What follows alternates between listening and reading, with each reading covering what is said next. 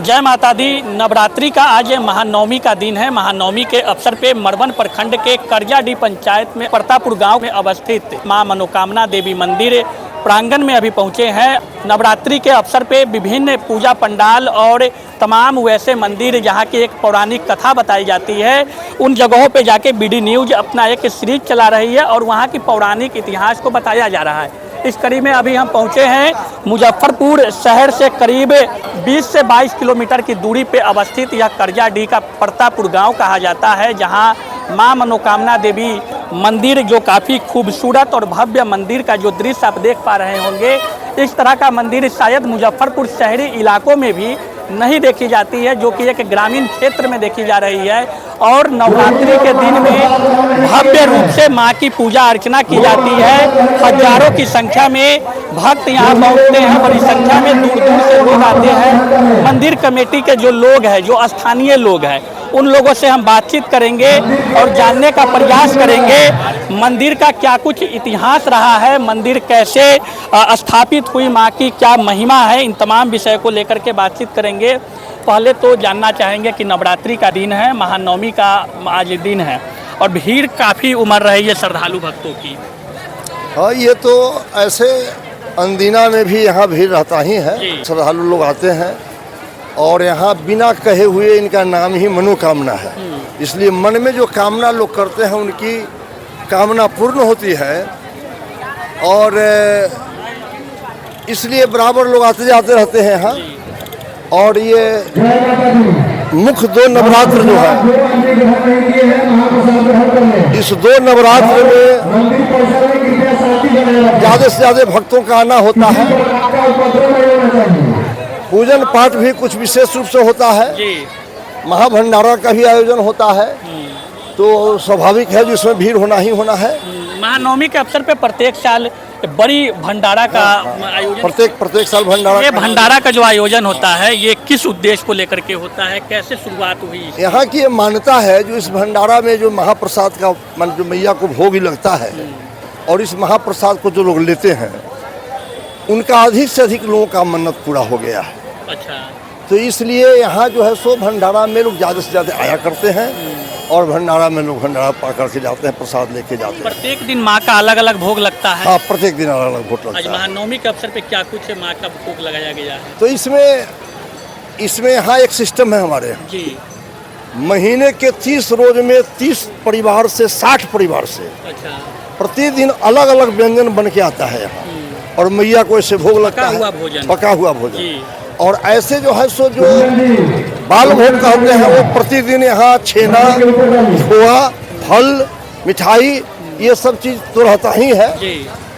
और उसके बाद जो है सो आपको इस नवरात्र अवधि में तरह तरह के लोग प्रसाद लेके आया करते हैं और तरह तरह का प्रसाद होता है, जिनको जो जुड़ता है उस सब का भोग यहाँ लगाया जाता है। प्रसाद में कोई बाध्यता नहीं? कोई बाध्यता नहीं है।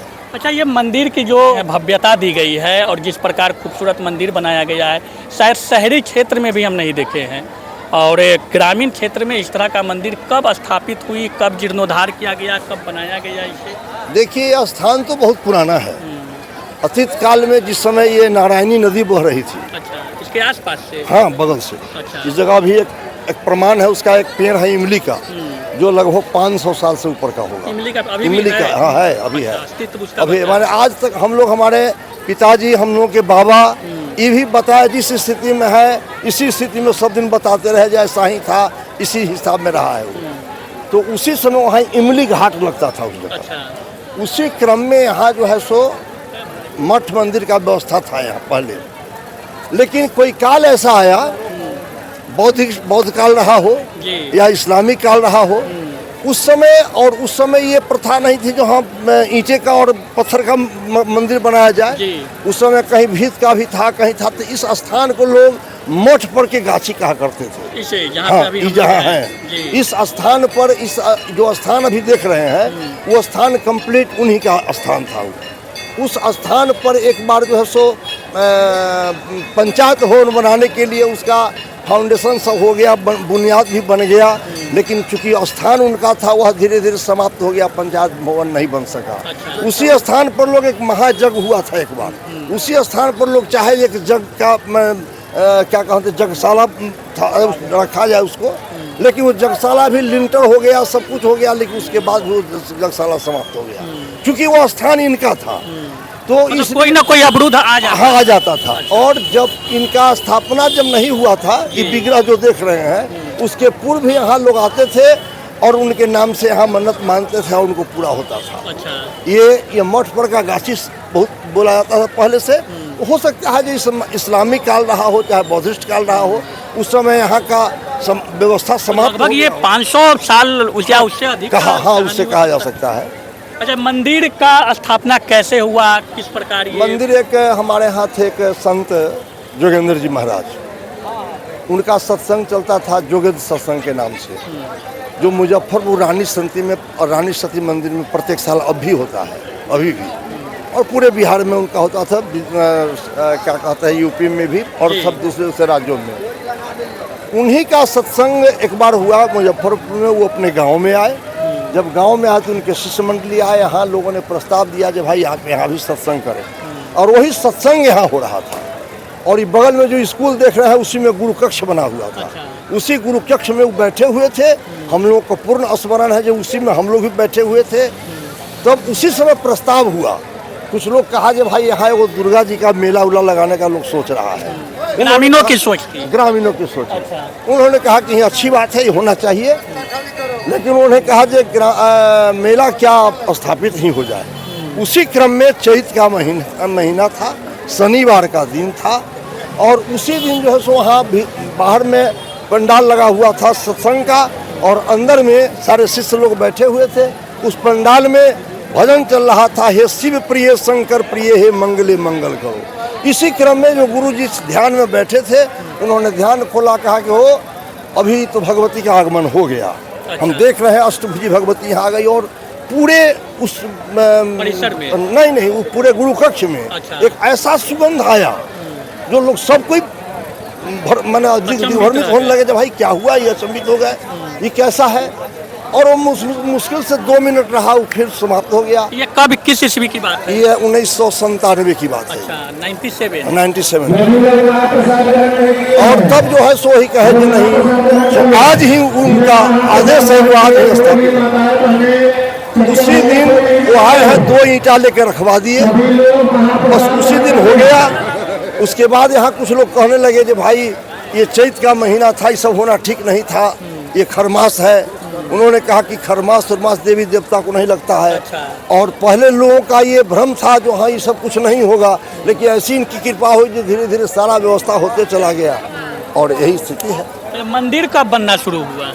मंदिर तो लगभग आपको 98 से बनना शुरू हो गया। 97 में माँ का यहाँ पे 98 से मंदिर का जीर्ण। और ये विग्रह यही शशि बाबू हैं और बतावेंगे, यही विग्रह जाकर के जयपुर से लेकर के आए हैं। अच्छा। और तब जैसे इस विग्रह का यहाँ स्थापना किया गया है। क्या महिमा है माँ की, क्या महिमा है? महिमा जब 97 में इनका संत शिरोमणि के द्वारा जब माँ के संदर्भ में उनका अवतरण हुआ उनके ध्यान में, उसके बाद से भवन बनना प्रारंभ हो गया। माँ तब तक सीढ़ी वगैरह बन गया था और कंस्ट्रक्शन ऊपर का नहीं था, इतना तक हुआ था। तो मैं उस समय जिला परिषद में लड़ रहा था 2001 में। लेकिन ये माँ का कृपा है कि इतना बड़ा उपलब्धि हमारे जैसे साधारण आदमी को मिल गया कि बड़े बड़े लोग हमसे लड़ रहे थे। माँ की साक्षात कृपा बनी साक्षात रहती। कृपा रही। मंदिर बनाने में उस टाइम कितना खर्च आया होगा लगभग? नहीं, उस समय नहीं, अभी तक जो ये बना है अच्छा। उसमें करोड़ों से ऊपर चला गया है खर्च। ये डोनेशन आपसी सहयोग से। ये आपसी सहयोग से। अच्छा। कुछ बाहरी लोगों का भी, जो हम लोग के संत जी थे उनके शिष्य लोग भी बाहर से इसमें ये तो डोनेशन। एक बड़ा धार्मिक स्थल के रूप में विकसित होना चाहिए था, क्योंकि इस तरह का मंदिर मुजफ्फरपुर में शायद दिखती नहीं है। मुजफ्फरपुर जिला के किसी ग्रामीण क्षेत्र में तो इस तरह का मंदिर नहीं है। और यह माँ मनोकामना श्री प्रतापपुर वाली के रूप में स्थापित हो गई। और यह जगता मंदिर है और यह शक्ति के रूप में, शक्तिपीठ के रूप में लोग इनको जानते हैं। और जो यहाँ दूसरे जिला से भी, मुजफ्फरपुर के अन्य जिला से भी जो लोग इनके शोहरत को जान गए हैं और जो यहाँ से प्राप्ति लोग किया है, वो लोग जब बताता है तो दूसरे जिला से भी लोग आके यहाँ पर मन्नत मारते हैं, उनको पूरी होती है। फिर यहाँ पर 3 गुंबज बनाई गई है, खूबसूरत। 3 गुंबज बनाने का मुख्य मकसद है कि इसमें कोई इंजीनियर नहीं है। और हम समझते हैं कि महावीर जी, माँ भगवती, महावीर जी और गणेश जी हैं। तो इस कंस्ट्रक्शन का जब हुआ कि भाई किस तरह से बनाया जाए, तो माँ इस तरह के निर्माण में कहीं न कहीं हमको प्रेरणा देती है। हम आए और कहे कि नहीं, जगह तो कम है, तो इसमें तो 3 मंदिर अगल बगल बनेगा नहीं। तो हमने दिमाग में माँ का यह स्मरण करके और एक ऐसा दृष्टिकोण आया कि एक बड़ी मंदिर माँ के लिए पीछे बने, उससे आगे महावीर जी का हो जाए और उससे आगे श्री गणेश भगवान का हो जाए। तो इस तरह से ये जो चरण पादुका, ये जो 2 बनी हुई है, ये चरण पादुका, चूँकि माँ का विग्रह गंदा नहीं हो, महिलाएं लोग जाएंगे ही अंदर पूजा करने के लिए, तो उनको चरण पूजना है। तो उस स्थिति में प्राण प्रतिष्ठा के द्वारा ये बिरले कहीं मिलेगा आपको। उत्तर प्रदेश के किसी स्थानों पर है कि चरण पादुका प्राण प्रतिष्ठित है, तो यहाँ भी माँ का और महावीर जी का चरण पादुका प्राण मान प्रतिष्ठित है। तो जो महिलाओं को माँ का चरण पूजना होता है वो इसमें नीचे पूजते हैं। चलिए, तो माँ मनोकामना देवी मंदिर जो प्रतापपुर में अवस्थित है, माँ की साक्षात कृपा यहाँ के भक्तों पे बनी रहती है। दूर दूर से श्रद्धालु भक्तों की अपार भीड़ माँ मनोकामना मंदिर में उमड़ती है और खासकर नवरात्रि के अवसर पे बड़ी संख्या में श्रद्धालुओं की भीड़ यहाँ लगती है। और आपको बता दें कि प्रत्येक वर्ष नवरात्रि के महानवमी के दिन भव्य भंडारा का आयोजन किया जाता है, जहाँ हजारों हजार की संख्या में जो श्रद्धालु भक्त हैं वो सभी इस भंडारे में शामिल होते हैं। और बताया गया है कि माँ की महिमा अपरंपार है, जो भी इस दरबार में आता है माँ सभी की झोली भरती है। तो निश्चित रूप से जिस प्रकार से मंदिर का कंस्ट्रक्शन है और सुदूर ग्रामीण इलाके में यह मंदिर है, तो निश्चित रूप से अभी तक जो भी यहाँ पे विकास का कार्य हुआ है आपसी सहयोग, ग्रामीणों के सहयोग से किया गया है। ऐसे में यह कहा जा सकता है कि जब इस भक्ति और शक्ति की बात आती है तो सरकार भी बड़े बड़े दावे और वादे करते हैं। ऐसे में इस स्थल को विकसित करने के लिए निश्चित रूप से सरकार को भी पहल करनी चाहिए, क्योंकि इस तरह के स्थल अगर पर्यटन के रूप में विकसित होते हैं तो निश्चित रूप से यहाँ पे पर्यटकों का अलग अलग जिलों से, अलग अलग राज्यों से लोगों का आना जाना होगा। और ऐसे में यहाँ के लोगों को कई माध्यमों से रोजगार के अवसर भी मिल सकते हैं। इस पर ध्यान देने की निश्चित रूप से ज़रूरत है। बाकी BD न्यूज़ की जो कड़ी चल रही है नवरात्रि के अवसर पे विभिन्न पूजा पंडाल और प्रमुख वैसे मंदिर जिसकी इतिहास, पौराणिक कथाएं क्या कुछ है, उसे बताने की हमारी जो अभियान है वो लगातार आज महानवमी के दिन भी जारी है। कोशिश मेरी होगी कल विजयदशमी के अवसर पे भी किसी खास मंदिर की कहानी लेकर आपके साथ हम बने रहें। तब तक दीजिए इजाज़त, नमस्कार।